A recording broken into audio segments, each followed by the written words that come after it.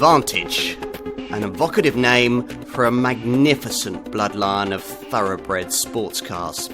For 7 decades, the heartbeat of Aston Martin's purest models, the Vantage nameplate has been worn by some of its most memorable designs, and this is another of them.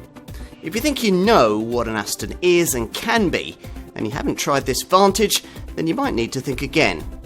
As with the brand's other models, you might still buy it because of the way it looks or because it makes you feel like James Bond. We think, though, that you'll simply want one because it's a very, very good sports car. You'll want this Vantage to be fast. It is. The intoxicating soundtrack and the exhilarating roar under hard acceleration makes this car feel supercar quick. In fact, the performance figures from the 510 PS Mercedes-AMG sourced V8 wouldn't have been out of place in a fully fledged supercar just a few years back. Thanks to a thumping 685 Nm of torque, developed from just 2,000 RPM, 62 miles an hour from rest can flash by in just 3.6 seconds if you're quick with the deliciously tactile aluminium gearshift paddles.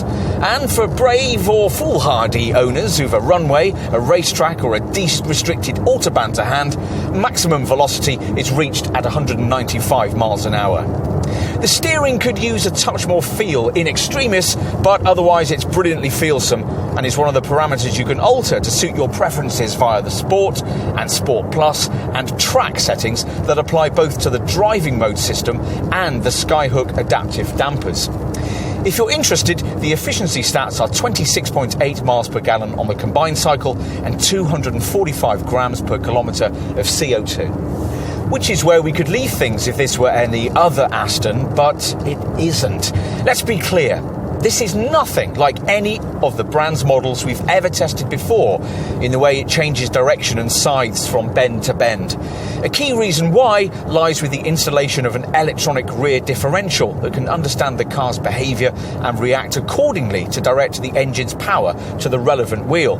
There's also tremendous traction from the bespoke Pirelli P0 tyres, perfect 50-50 weight distribution, a vast improvement in the body's torsional stiffness, and an impressively powerful braking system.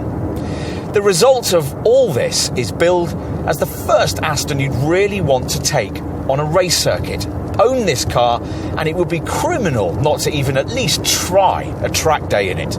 Of course, in creating the car this way, Aston's made it less effective at the things an Aston's usually very good at, wafting you long distances at very high speeds and leaving you fresh and almost rejuvenated at the end of it.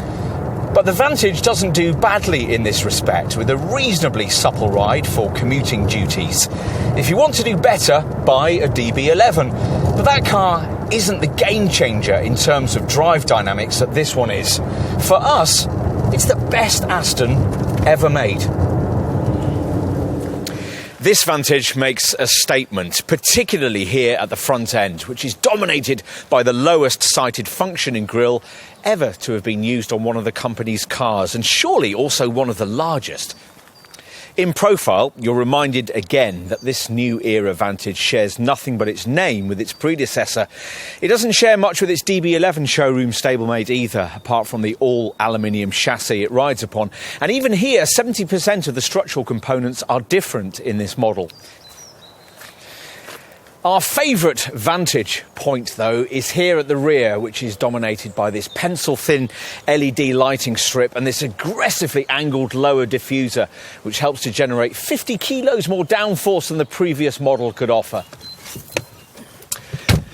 There's much to like once inside. It's a cockpit that shrinks round you far more than it does in a DB11, as you'd expect it might, given this Vantage's 101mm reduction in wheelbase.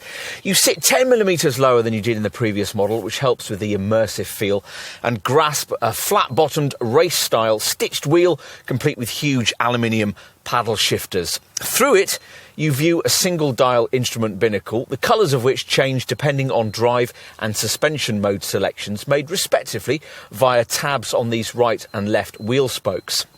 An 8-inch Mercedes-sourced infotainment screen might look like an iPad hammered into the dash, but it works well enough, and the fit and finish just about meets the exclusive standard required of an exotic super sports car of this price. The triangular layout of the transmission buttons works well, and there are lovely touches like these beautifully handcrafted footwell knee pads and the saddle leather door pulls. Storage space is at a bit of a premium, but you can at least reach back to this boot shelf, which tries to compensate for the lack of the useful little rear pews you'd get in a DB11 or, perhaps more pertinently, in a rival Porsche 911. That 911 would give you boot space at both ends of the car. You don't get that here, but the 350-litre luggage area capacity is vastly better than you get from, say, a rival Audi R8 or McLaren 540C. You're still going to have to pack with squashy bags rather than big suitcases, but there's enough room here to make transcontinental GT motoring a far more realistic option.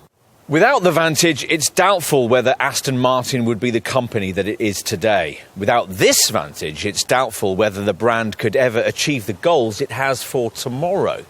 It isn't the junior GT sports car its predecessor was, so approach it expecting a scaled-down DB11 and you'll be in for a shock. For us, though, that's a good thing. At last, the company has produced a really engaging driver's car and a properly circuit-tuned machine.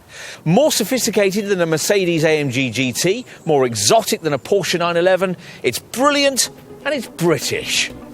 Enough said.